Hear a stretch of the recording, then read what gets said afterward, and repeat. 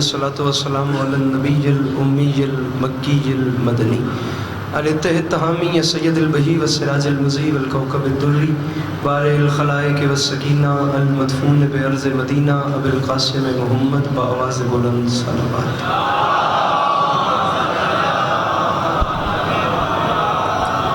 وعلى عطرته الطيبين الطاهرين المعصومين وعلى أصحابه الذين شعبوا الدين. أما بعد فقد قال رسول الله صلى الله عليه وآله وسلم بسم الله الرحمن الرحیم. زینوا مجالسکم بذکر علی ابن ابی طالب. جس بندے کو امام حسین علیہ السلام کا احسان یاد ہے وہ صلوات بلند آواز سے تلاوت.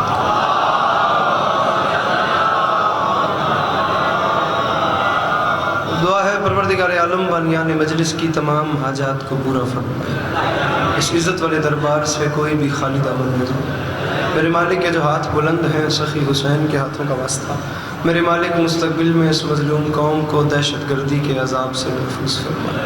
امام حسین سرکار عزاداروں کی حفاظت فرمائے. میرے مالک تجھے واسطہ تیری عزت کا اس مشکل دور میں شیعہ سنی بھائیوں کو اتفاق اور اتحاد کی نعمت سے نوازے. میرے مالک تجھے واسطہ تیری عزت کا اس نازک دور میں اس ملک پاکستان کی حفاظت فرما. اس کی حفاظت کرنے والوں کی حفاظت فرما. ہر ماں بہن بیٹی کا پردہ سلامت رہے. پریشان حال مومنین کی پریشانیاں دور فرما. وہ تمام احباب جن کی آنکھوں سے رسول اکرم صلی اللہ علیہ وآلہ وسلم اور ان کی اولاد کی یاد میں اشک بہتے ہیں، میرے مالک تجھے واسطہ تیری عزت کا ان سب کو ناگہانی آفات بلیات مصیبتوں مشکلات و حوادثات سے محفوظ فرما.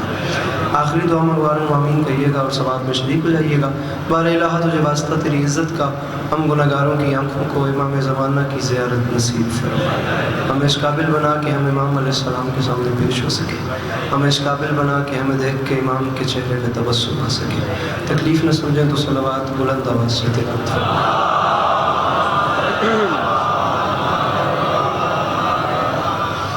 چھٹے تاجدار ولایت کا فرمان ہے، جو بندہ ہماری ذات پہ کھلے دل سے درود بھیجے تمام عمر اس بندے کے رزق میں کمی نہیں آتی. درود مل کے بلند آواز سے تلاوت فرما.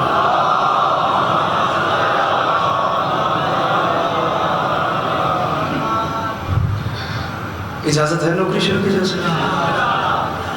مولا آپ کو سلامت رکھیں. مولا کبھی کسی کا محتاج نہ کریں. آپ تمام عزاداروں کا قدم قدم چل کے آیا میرے مولا علیہ السلام اپنی بارگاہ میں قبول فرمائیں. صورتحال آپ تمام عزاداران دیکھ سکتے ہیں مجلس کی. جتنا اچھا پڑھنے والے تھے وہ تقریباً سبھی مجھ سے پہلے پڑھ گئے، اور جتنا اچھا پڑھنے والے ہیں ان سب کو بھی میرے بعد پڑھنا ہے. یہ سلسلہ ذکر انشاءاللہ ہمارے بعد بھی جاری رہے گا. یہ ایسے ہی باد صبا و نسیم کے جھونکے آتے رہیں گے اور کربلا والوں کی یاد میں نوکریاں کی جاتی رہیں گی. جو ٹوٹے پھوٹے الفاظ میرے دامن میں ہیں ان کے اثر کے چند لمحے کریم کربلا کی یاد میں بسر کر کے آپ سے دعائیں سمیٹ کے آپ کو سلام کرتے ہیں. اور یہ عالی مدد مصرع عرض کر رہا ہوں کہ مجھے وہ عقل کا اندھا سمجھ نہیں آتا. بڑی جلدی بالکل گھر والا حساب ہے. ملک برادران کے ساتھ مالک ان کی فرش عذاب چاہیے اپنی بارگاہ میں قبول فرمائے. اور ممبر پہ بڑا ممنون اور متشکر ہوں جناب بابا اسد شاہ جی کا. وقت ان کا تھا، ان کی مہربانی ان کا بڑا پن ہے کہ انہوں نے وقت مجھے دیا اور میری مجبوری کو سمجھا. سید ہیں اور گھر ان کا ایسا ہے کہ انہیں یہ چیز دیکھ بھی دیتی ہے. امام زمانہ ان کی بھی توفیقات خیر میں اضافہ فرمائیں. بس آپ دعا فرمائیں اور بس حاضری اور آئلی آئلی. مصرع عرض کیا ہے مجھے وہ عقل کا اندھا سمجھ نہیں آتا جسے غدیر کا مولا سمجھ نہیں آتا. مجھے وہ عقل کا اندھا سمجھ نہیں آتا جسے غدیر کا مولا. بڑی کمال نوکری جناب مرتضی عاشق صاحب بھی کر گئے، اور میں پھر بار بار کہہ رہا ہوں یہ سلسلے چلتے رہیں گے. اب کتنا پڑھنا ہے یہ بتانے کا بھی وقت نہیں ہے، کہاں کہاں جانا ہے یہ بتاؤں تو میرا وقت ختم ہو جائے گا. بس آپ پہلے فرصت میں مجھے دعا دیتے ہیں تاکہ ایک بات دو بار نہ کی جائے، تھوڑی دیر میں زیادہ پڑھ کے اچھا پڑھنے والوں کو ممبر دیا جائے. مجھے وہ عقل کا اندھا سمجھ نہیں آتا جسے غدیر کا مولا سمجھ نہیں آتا. بلڑ خیل والے دو کافیے ہو گئے تو تھوڑی مرضی دی دعا ہو گئی. چوتھی سطر تے ہر وہ بندہ جڑا منگدا ہے والی نجف تو وہ چہرے تے مسکراہٹ بھی آ گئی تو میں سمجھتا میرے سفر دا مول پہ گیا. جب مسکراہٹ بھی نہ آئی تو اپنا مقدر ہے، میرا اپنا نصیب ہے. گزارش کی ہے مجھے وہ عقل کا اندھا سمجھ نہیں آتا جسے غدیر کا مولا سمجھ نہیں آتا. اور یہ میرے شہر کا حافظ بھی کیسا حافظ ہے، کتاب یاد ہے نقطہ سمجھ نہیں آتا.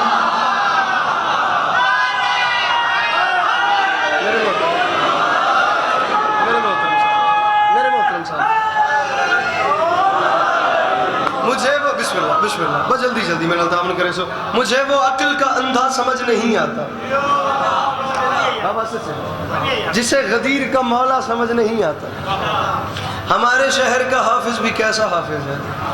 کتاب یاد ہے نقطہ, کتاب یاد ہے نقطہ, نقطہ کتاب یاد ہے نقطہ. بات نقطے سے چل پڑی تو کسی اور طرف گفتگو کا رخ ہو جائے گا. کتاب یاد ہے نقطہ سمجھ نہیں آتا. اتنی جلدی میری ذاکری میں نہیں ہے, لیکن میں صرف حاضری لگوا رہا ہوں, تفصیل مجلس پڑھنے کا بھائی جان وقت بھی نہیں ہے, اور جھولی پھیلا کے مانگ رہا ہوں. یہ جو اگلا مصرع آ رہا ہے اس کو سنیے گا, نہیں سمجھیے گا, کہیں گے تو اس کے بعد مصائب شروع کر دوں گا, لیکن اتنی قیمت دینی ہے جتنا مصرع ڈیزرو کرے. مجھے وہ عقل کا اندھا سمجھ نہیں آتا, دست ادب جوڑ کے, جسے غدیر کا مولا سمجھ نہیں آتا. یہ میرے شہر کا حافظ بھی کیسا حافظ ہے. کتاب یاد ہے نقطہ سمجھ نہیں آتا, اور معافی مانگ کے کہہ رہا ہوں فلک سے دمبے کا آنا سمجھ تو آتا ہے, علی کا عرش پہ جانا سمجھ نہیں.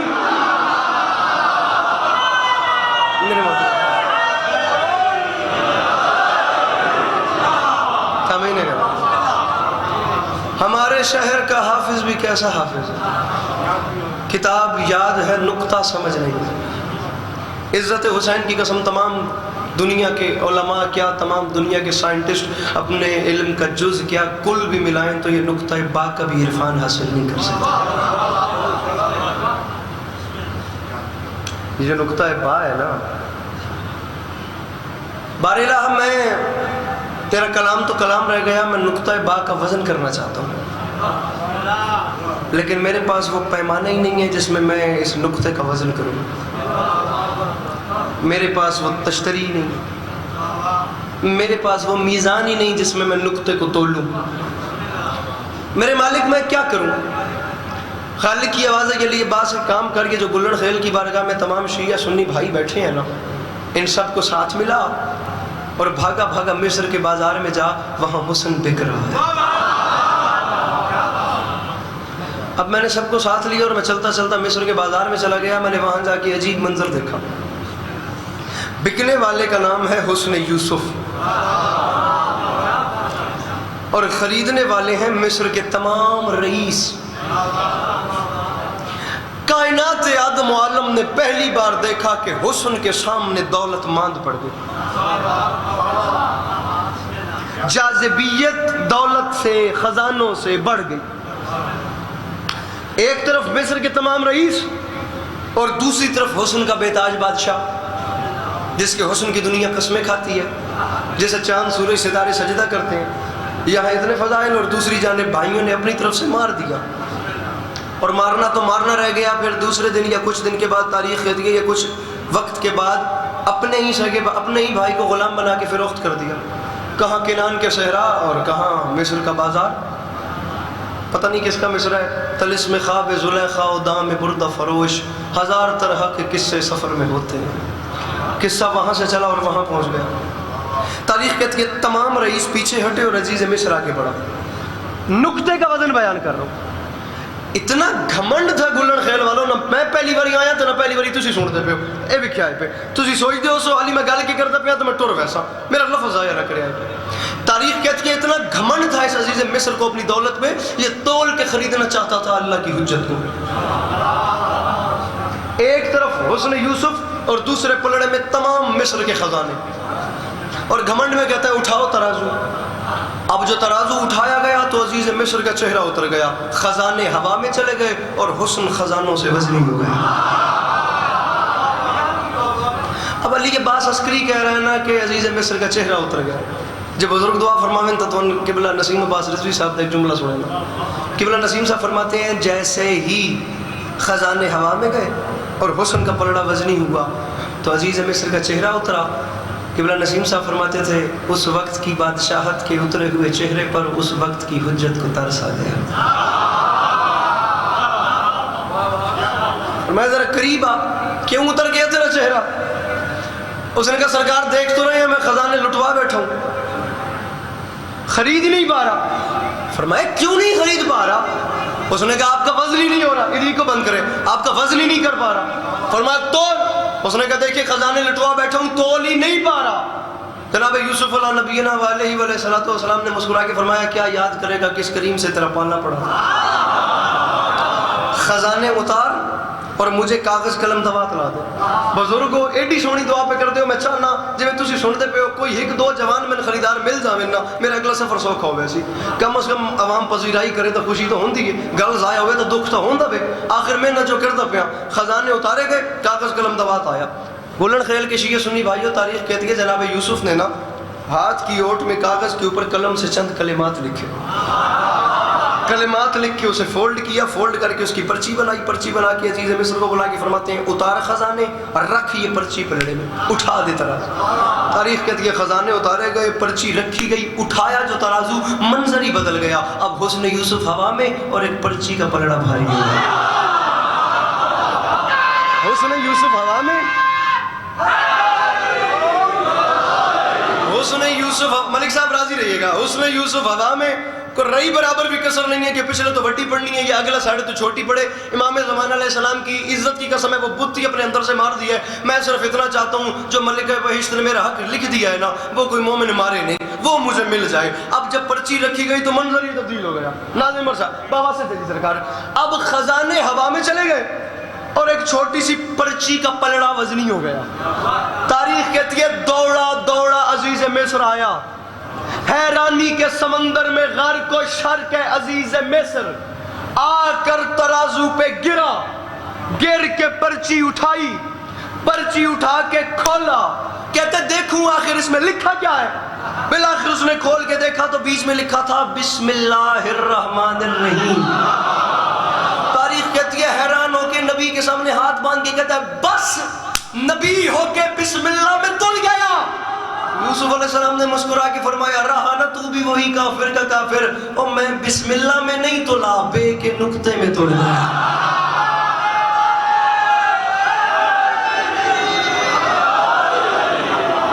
گزارش میری سمجھ آ رہی ہے میرے ساتھ؟ بسم اللہ میں نہیں تلا, میں بسم اللہ میں نہیں تلا. میں تو ہے حاضری یہاں وہ مضمون پڑھنے کا وقت بھی نہیں ہے, بڑا مشکل سے ٹائم لیا میں نے ایسا چیزی سے. میں بسم اللہ میں نہیں تلا, میں تو بے کے نقطے میں تل گیا. یہاں نقطے کا وزن نہیں ہو رہا اور دنیا وہ لکیر مٹانے چلی ہے جو کعبے کی دیوار میں لگی. گزارش صاحب میری سمجھ رہے ہیں؟ یہاں نقطے کا ادراک نہیں ہو رہا اور زمانہ پوری لکیر مٹانے پہ تلا ہوا ہے. آپ نے داد نہیں دینی اس بات پہ کیونکہ آپ یہی سمجھ رہے ہیں کہ کعبہ وہی کھڑا ہے. آپ کو شاید اس بات کا علم نہیں ہے کہ یہ جو آپ کعبے کی تعمیر دیکھ رہے ہیں نا یہ 11ویں تعمیر ہے یا 12ویں تعمیر ہے. تاریخ میں کتنی بار بیت اللہ پہ حملے ہوئے, آپ تاریخ پڑھ کے دیکھیں کیسے کیسے وقت آئے. ابھی یہ جو آخری تعمیر بیت اللہ کی کھڑی ہے یہ 400 سال پہلے تقریباً ترکی کے بادشاہ نے بنوائی تھی. لیکن دنیا حیران ہے, زمانہ پریشان ہے, سائنس ہاتھ باندھ کے کھڑی ہے. جیسے ہی کعبہ کی نئی تعمیر ہوتی ہے انجینئر تعمیر کر کے پیچھے ہٹتے ہیں, وہ حیران ہوتے ہیں پھر لکیر موجود ہوتی ہے. دوبارہ لکیر موجود ہوتی. بلکہ یہ جملہ بھی قبلہ نسیم عباس رضوی صاحب کا ہے کہ ایک مرتبہ بڑے بڑے انجینئرز وغیرہ بلوائے گئے کہ یہ لکیر اس کے اوپر کچھ ایسی دھاتیں وغیرہ ملا کے ڈالی جائیں کہ یہ لکیر چھپ جائے, کعبے کا حسن مزید بڑھایا جائے, یہ جو ایک دڑاڑ ہے اسے ختم کیا جائے. تاریخ کہتی ہے تمام دھاتوں کو اکٹھا کیا گیا, تمام دھاتوں کو اکٹھا کر کے نا اس کے اوپر لگایا گیا, اوپر سے پلستر کیا گیا. پلستر کر کے میرے بزرگوں انجینئر مسکراتا مسکراتا پیچھے ہٹا کہ میں نے یہ کام کر دیا. تو وہاں کے رہائشیوں نے کہا تو یہاں مسکرا رہا ہے, دیوار تجھ پہ مسکرا. گزارش میری آپ کو سمجھ آ رہی ہے؟ آپ جاتے ہیں نا, پوری دنیا جاتی ہے عمرہ و حج کے لیے, کعبے کے سلام کے لیے, دیدار کے لیے, زیارت کے لیے, ساری دنیا نہیں جاتی. بس آخری جملہ ہے مصائب بالکل میں شروع پہ کرتا اور معذرت کے ساتھ کبھی زندگی رہی تو انشاءاللہ تفصیل سے آپ کو سلام کریں گے. میرے حصے کی نوکری, پوری دنیا جو وہاں پہ جاتی ہے 3 دیواریں تو ٹھیک ہیں, جب طواف کرتے کرتے عوام چوتھی دیوار پہ پہنچتی ہے, چوتھے کونے پہ پہنچتی ہے, سوال تو کرتے ہوں گے یہ کیا ہوا تھا, کیوں ہوا تھا, کب ہوا تھا, کیسے ہوا تھا.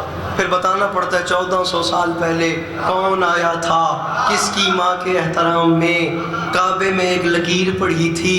مجھے عزت حسین کی قسم ہے 1400 سال وہ بندہ مجلس میں حاضر ہو کے بے حضور ہے جو مسکرائے گا بھی نہیں. داد علی عباس اسکریمان بھی نہیں رہا جے تو مسکرا بھی نہ سکے تو تیرا اپنا مقدر ہے میرا اپنا نصیب ہے. دلی ٹھڈ پوی تا اپنا چہرہ تب سننا وکھا دیں ورنہ چپ رہی خدا دی قسم میں اس سے راضی ہاں. 1400 سال ہو گئے زمانہ وہ لکیر مٹا رہا ہے, ان سے لکیر نہیں مٹ رہی. مجھے فیصلہ کر کے بتائیں جب پوری دنیا کے انجینئر مل کر علی کی ایک لکیر نہیں مٹا سکے تو اس کی پوری غدیر کیسے مٹائیں؟ گزارش سمجھ آ رہی ہے میری شامل؟ لکیر نہیں مٹ سکی, غدیر کیسے؟ اچھا یہاں پہ بھی نا ایک بڑا خوبصورت سا جملہ ہے, بہت خوبصورت جملہ. عزت شیر تے شیر پڑھ کے بھیڑ لڑ کے داد لے کے لگا ویسا تو داد اتھائیں علی عمران اتھائی رہے ویسی.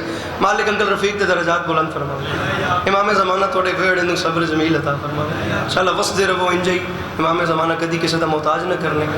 اور اپنے والد صاحب آرتے میں نہیں یادا لیکن جڑے پیچھے میرے برائیں اے عزاداری کے مظلوم اور سارے سلسلہ مجلس و عزاداری نو احسن طریقے نال اور اچھے تو اچھا کر دی مولا انہوں توفیق عطا فرمائے. امام زمانہ سلامت رکھیں. بس ایک جملے کا وجہ کیجئے. اچھا یہاں پہ میں گزارش کر رہا تھا ایک بہت قیمتی جملہ, ایک بہت قیمتی فکرہ ہے علماء لکھنؤ اور علماء قم کے حوالے سے. بڑا معروف جملہ ہے لیکن اس کا لطف آپ جتنی گہرائی میں جائیں گے آپ کو اتنا زیادہ مزہ آئے گا. علماء قم کہتے ہیں کہ مولا علی شہنشاہ بادشاہ کی والدہ گرامی جب آئیں تو کعبے کی دیوار احتراماً ہٹ گئی. علماء لکھنؤ کا نظریہ اس سے برعکس ہے. قم والے کہتے ہیں دیوار ہٹ گئی, لکھنؤ والے کہتے ہیں مولا علی شہنشاہ بادشاہ کی والدہ گرامی کے سامنے کعبے کی دیوار پھٹ گئی. بالکل سکوت بلب, چڑی بھی پر نہ مارے اور پلک بھی نہیں جھپکنا کہ یہ جملہ جملہ نہیں ملک سبا سے تخت بلقیس لانے کے برابر ہے. بس دیکھنا ٹک ٹکی باندھ کے میری طرف, پلک بھی جھپکی تو بات گئی. بالکل ملک سبا سے تخت بلقیس لانے کے برابر. جیسے وہ بھی اب بات چلیں آ ہی گئی ہے تو انسانوں کی قطار میں سے آصف بن برقیہ کھڑا ہوا تھا. 6 مہینے دور سے ملکہ بلقیس اپنی تمام عوام اور رعایا اور پاپولیشن کو لے کر جناب سلیمان علیہ السلام کے پاس آ رہی تھی اور انہوں نے 3 میل دور سے اپنے تخت سے دیکھ لیا تھا جو جنات نے اٹھا کے قرآنی واقعہ انہوں نے دیکھ لیا تھا. قرآن پڑھنے والے چہرے میرے سامنے بیٹھے. جناب سلیمان نے آواز دی تھی کوئی ہے جو اس کے آنے سے پہلے 1 سال دور سے اس کا تخت مجھ تک لے آئے.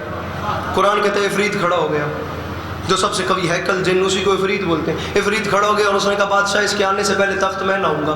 جناب سلیمان علیہ السلام نے کہا تھا کتنی دیر میں؟ افریت نے کہا تھا بادشاہ آپ جس مجلس میں بیٹھے ہیں نا آپ یہاں سے اٹھنے کا ارادہ کریں, ابھی اٹھیں گے نہیں یا میں تخت لے آؤں گا. تو اللہ کے نبی نے مسکرا کے فرمایا تھا نہیں افریت تو دیر کر رہا ہے مجھے جلدی ہے. قرآن پڑھ رہا ہوں باخدا قرآن پڑھ رہا ہوں, جملہ بھی قرآن یا تفسیر قرآن سے ہٹ کے کہوں آپ کا حق بنتا ہے آپ مجھے روک دیں. توجہ تقسیم نہ ہو. فرمائے افریت کتنی دیر میں تخت, عزت حسین کی قسم وقت نہیں ہے, خمسہ رکھو جناب سلیمان بن داؤد میں پڑھنے کے لیے تیار ہوں. میں آگے گزارش کروں گا کہ یہ نبی تھے کون, ان کا سسٹم تھا کیا, ان کا نظام تھا کیا. ہر نبی حاکم ہوتا ہے لیکن خداوند عالم نے جناب سلیمان علیہ السلام کو حاکمیت بادشاہت کی شکل میں دی تھی. مانگا تھا میرے مالک میں چاہتا ہوں کہ تمام قرۂ عرض پہ میری حکومت ہو.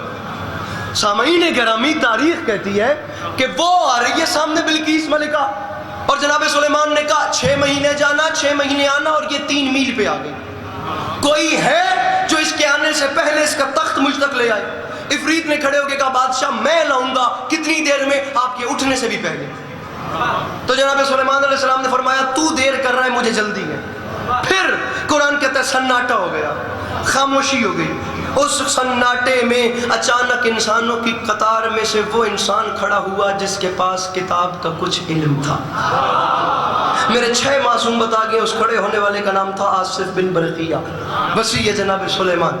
جناب آصف بن برقیہ نے کھڑے ہو کے کہا بادشاہ اس کا تخت میں لاؤں گا. فرمایا کتنی دیر میں؟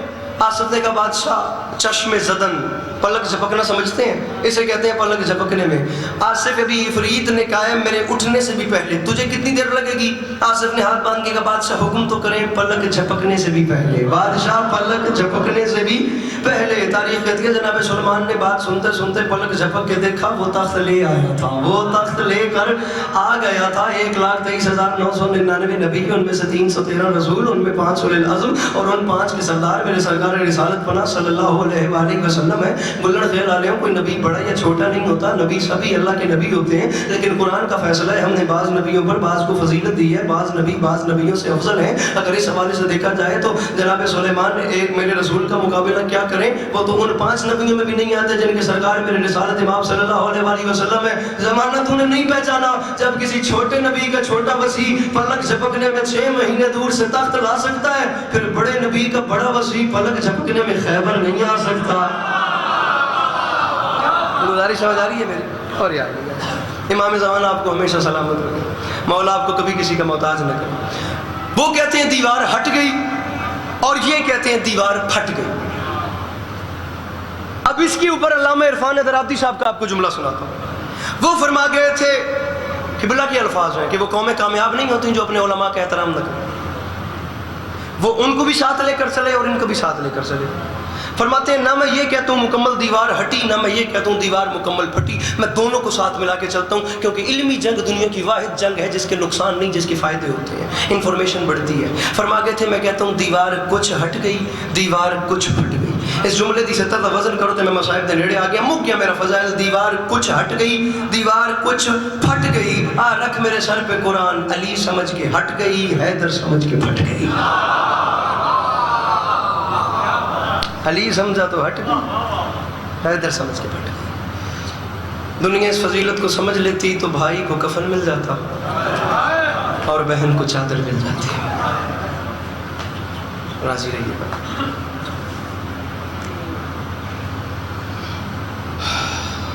میر انیس کا ایک شعر ہے، اس سے اپنے مصائب کا آغاز کرتا ہوں۔ انیس فرما گئے تھے ظالم نے کیا ظلم بڑے جور و جفا سے، بس راضی رہیے گا، نہ کرتے ہوئے بھی زیادہ بڑھ گئے۔ ایک لفظ ہے پہنچتا، اردو زبان کا لفظ ہے پہنچتا، یہ مطلب ہے پوجھنا، صاف کرنا۔ ظالم نے کیا ظلم بڑے جور و جفا سے، اور دکھ اس بات کا ہے خنجر کو پہنچتا رہا بہنوں کی ردا سے۔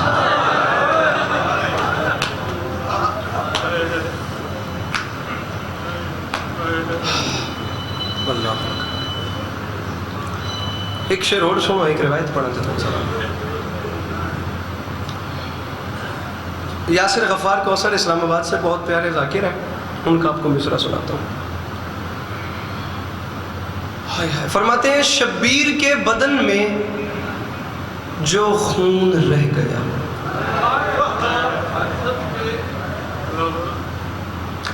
سادات عظام بزرگ تشریف فرمائیں، مصرع اگر تاریخ ساز ہو تو۔ فرماتے ہیں شبیر کے بدن میں جو خون رہ گیا، وہ شام میں سجاد کی آنکھوں سے بہہ گیا۔ صرف ایک آنسو، مذہب کے حوالے سے اتنی روحانیت بھری مجلس جناب مرتضی عاشق صاحب پڑھ کے آپ دیکھ سکتے ہیں، مالک ان کے سفر پہ خطر فرمائے، بہت پیاری مجلس پڑھ گئے، میں صرف اس میں بھی حاضری لگا رہا ہوں۔ وہ شام میں سجاد کی آنکھوں سے بہہ گئے۔ تاریخ کہتی ہے ملک شام سے کچھ فاصلے پہ ان ظالموں نے سوچا کہ کچھ لمحے رک کر آرام کرنا چاہیے۔ جس جگہ کو آرام کے لیے چنا گیا وہ جگہ دراصل ایک عیسائی کا باغ تھی۔ سادات عظام کا قافلہ وہاں ٹھہرایا گیا اور نیزے کھڑے کیے گئے، نیزے کی نوک پہ سر تھے، اور ان سروں میں سے ایک سر ایسا تھا جو تلاوت قرآن کر رہا تھا۔ تاریخ کہتی ہے سید الشہداء نوکے سناب پہ تلاوت قرآن کر رہے تھے۔ ہمیں یہ فلسفہ کربلا بتاتا ہے سید الشہداء نے نیزے کی نوک سے بھی تلاوت قرآن نہیں چھوڑی. القصہ مختصر، بس آپ ایک ایک بات میں سے کچھ نہ کچھ حاصل کرتے جائیے گا. نیزے کی نوک سے تلاوت قرآن. دنیا سمجھتی ہے حسین کو شہید کر دیا، لاشوں پہ گھوڑے دوڑا دیے اور نوک سنا پہ سر سوار کر کے ہم گلی گلی اور کوچوں کوچوں میں بتاتے رہے کہ ہم نے حسین کو ہرا دیا. تمہیں پتہ ہی نہیں ہے حسین نے نیزے پہ قرآن پڑھ کے تمہارے ساتھ کیا کیا. تاریخ کہتی ہے نوک سنا، بس منظر سمجھو تمہیں بہتا اپنا. نوک سنا سید الشہداء کا سر اور تلاوت قرآن جاری ہے. کیا ہے میں نے منظر سمجھا ہے. باغ کے اس کونے پہ سر کھڑے کیے گئے، نیزے کھڑے کیے گئے اور یہاں سے تلاوت قرآن ہو رہی ہے. تاریخ کہتی ہے باغ کے اس کونے پہ جس عیسائی کا باغ تھا اسی عیسائی کی 4 سال کی بیٹی بیٹھی ہوئی تھی جو دونوں آنکھوں سے نابینا تھی، جسے نظر نہیں آتا تھا. تھی عیسائی، عمر 4 سال، نام آمنہ. اس کے کانوں تک سامعین امام حسین علیہ السلام کی تلاوت کی آواز پہنچی. پھر تلاوت کی آواز پہنچی تو بیچاری کو نظر نہیں آتا تھا، وہ رہ نہیں سکی، وہ وہیں سے کھڑی ہو گئی. کچھ ایسا محب ہوئی تاریخ کہتی ہے امام حسین علیہ السلام کی تلاوت کلام میں. تو آپ سوچ کے دسو اگر آج کل کا کوئی عام قاری تلاوت قرآن کرے تو پرندے اتر کے اس کی تلاوت سنیں، اور جہاں حسین جیسا قاری اور حسین علیہ السلام جیسا قاری بھی بدن بغیر اور وہ بھی سنا کی نوک پہ قرآن پڑھیں.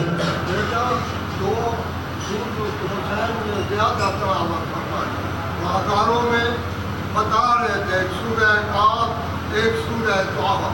یہ حسین بار بار پڑھ رہے تھے. اس کی وجہ مفسرین نے لکھی ہے، محققین نے لکھی ہے، فقراء نے بتایا ہے.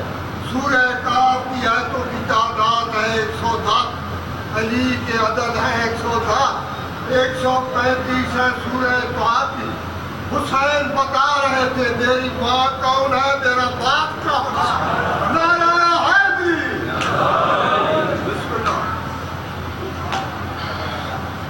مصرع کس کا ہے مجھے نہیں پتا، لیکن اگر کسی کا آنسو آ جائے تو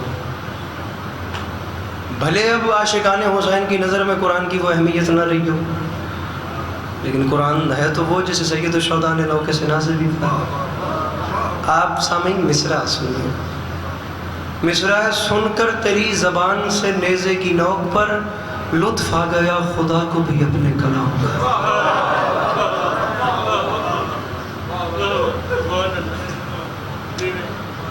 شیعہ سنی براموں گل عام نہیں.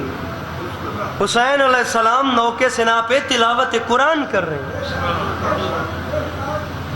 کوئی اس سے زیادہ پر اسرار ہے پہلو کربلا کی تاریخ کا کہ بدن نہیں فقط سر، اور سر بھی تلاوت کلام کر رہے ہیں. اب آپ دیکھیے گا کہ وہ صرف تلاوت نہیں تھی، کیسا کیسا پہلو نکل رہا ہے. اس بچی کے کانوں تک بندہ سر تلے کر لوے چڑھائے بھی نہیں کر سکتا. ہوں اس سے زیادہ رعایت تو میں دے نہیں سکتا. آخر فرش عذاب بچھائیے تسی بھی گھر ٹور کے مجلس سے چاہے اسے بھی پڑھ دے پیا، مقصد تک گر گیا ہے نا. تاریخ کہتی ہے اس بچی سے رہا نہیں گیا، وہ آنکھیں اس کی نظر نہیں آتا تھا، ہاتھوں کے سہارے چلتے چلتے لڑکھڑاتی، گرتی سنبھلتی، ٹھوکریں کھاتی. بالآخر وہ 4 سال کی بچی ٹھوکریں کھاتی ہوئی اسی نیزے کے نیچے آ گئی جس کی نوک پہ حسین کا سر.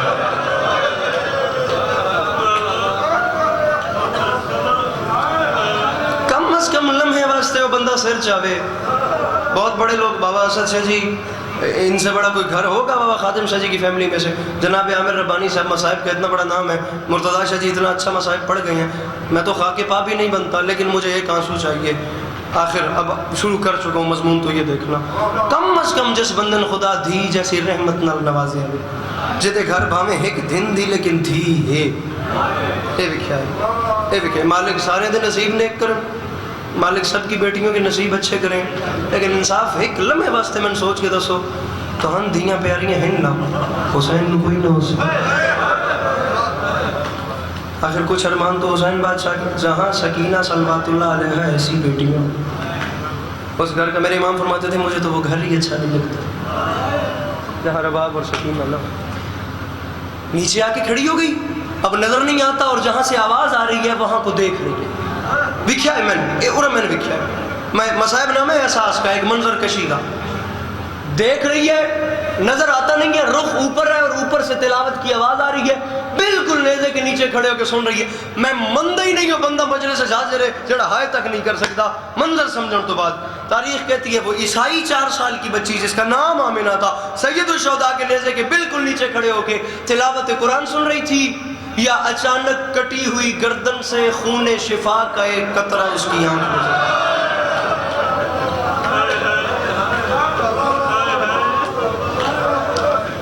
خون شفا کا ایک قطرہ اس کی آنکھ میں گر گیا.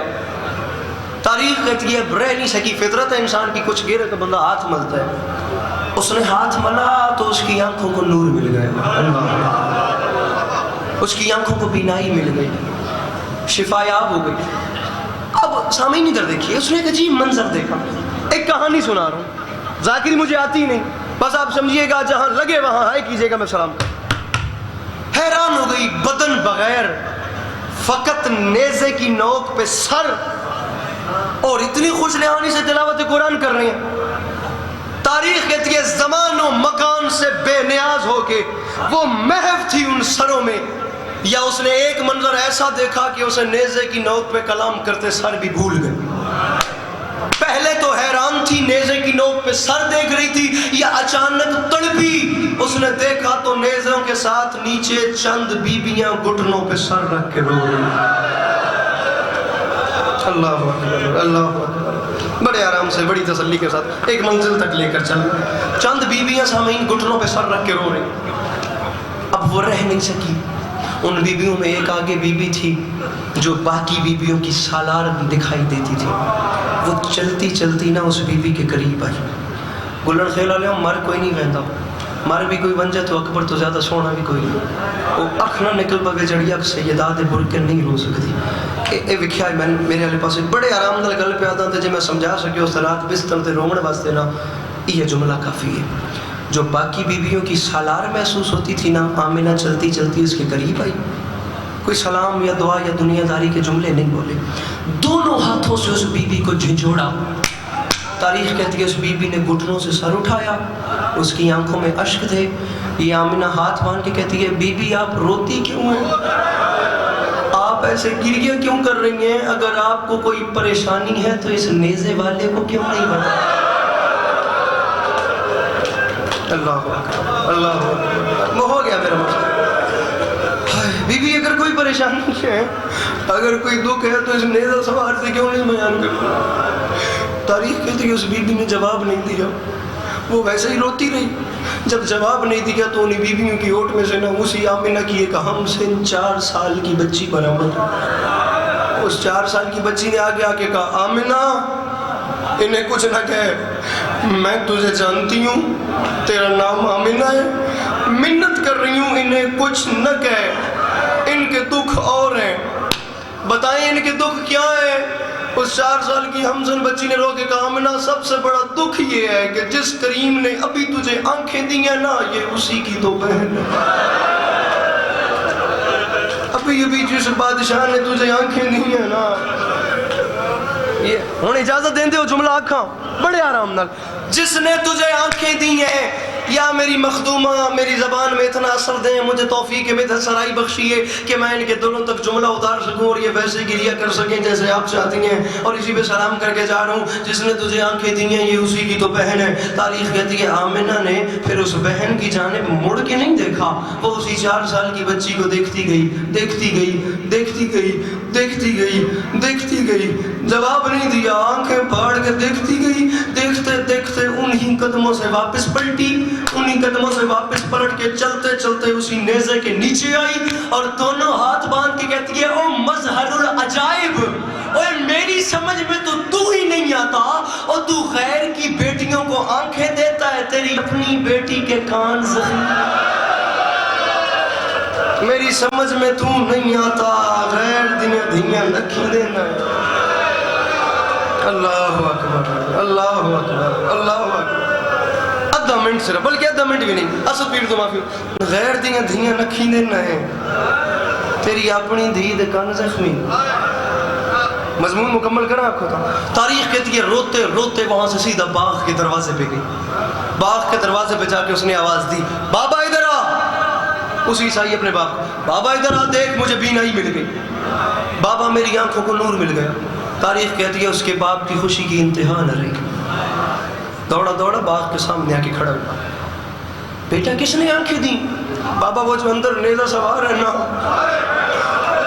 بابا کرتا تلاوت ہے اور بابا وہ آنکھوں کو نور بھی دیتا ہے. بابا ابھی ابھی اسی کریم نے نا, اسی حکیم نے, اسی طبیب نے ابھی ابھی میری آنکھوں کو نور دیا. بابا ابھی ابھی اس نے مجھے آنکھیں عطا کی ہیں. تاریخ کہتی ہے اس کے باپ نے کہا ہٹ میں اندر جا کے اس کے شکریہ تو ادا کروں. ابھی عیسائی نے باغ میں پہلا قدم نہیں رکھا تھا, یا 4 سال کی بچی ہاتھ باندھ کے کہتی ہے تجھے مریم کی عزت کا واسطہ اندر نہیں آنا, تجھے نہیں آتا ماتم تو ہم سر تلے کر رہے, اس تو تے مصائب ہوندہ کوئی نہیں. اور پاپا تجھے مریم کی عزت کا واسطہ تو نے اندر نہیں آنا. اس نے رو کے کہا بیٹا اس نے تجھے آنکھیں دی ہیں, میں جا کے اس کا شکریہ ادا نہ کروں؟ بچی سامنے کی کہتی ہے بابا تجھے مریم کی عزت کا واسطہ بابا اندر نہیں آنا. اس کی وجہ یہ ہے جس کریم نے ابھی ابھی مجھے آنکھیں دی ہیں نا, اندر اسی کی بہنیں بغیر چادر کے بیٹھی ہوئی ہیں, اور بابا اسی کی بیٹی کے کانوں سے خون جاری ہے. بابا اس کی بہنوں کے سر زخمی. ابھی دیا تھوڑا گریا اپنی بارگاہ.